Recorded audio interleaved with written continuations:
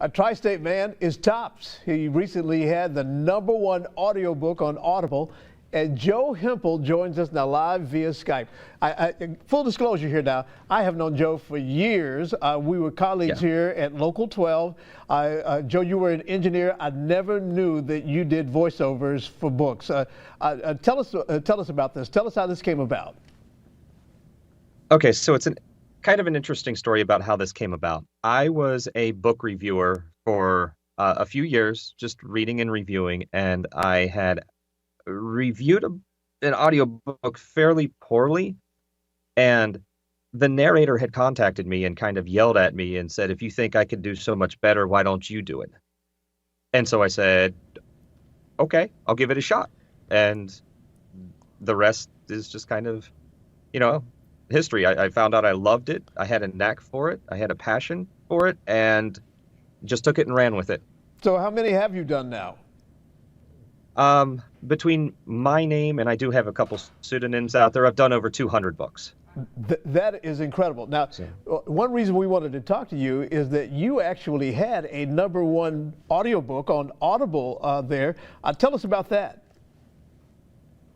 So Audible has something that's called a daily deal, and it's front and center on the Audible page for that day, and they discount it. So everybody buys it, and if it gets enough sales, it shoots up to the top spot for that day. And it just happened to be one of my books of, the hundreds of thousands that were out there that was chosen to get that deal. And that's why it went to #1. It was called How to Tame a Fox and Build a Dog. And it was about domesticating silver foxes and bypassing generations and generations of evolution to try to get a tame fox. It was one of the first books I did for Tantor Publishing. Yeah, it sounds like an interesting read right there for you to do both audibly and for somebody to read in print as well. Do you have certain genres that you do or that you're better at or that you prefer? Yes.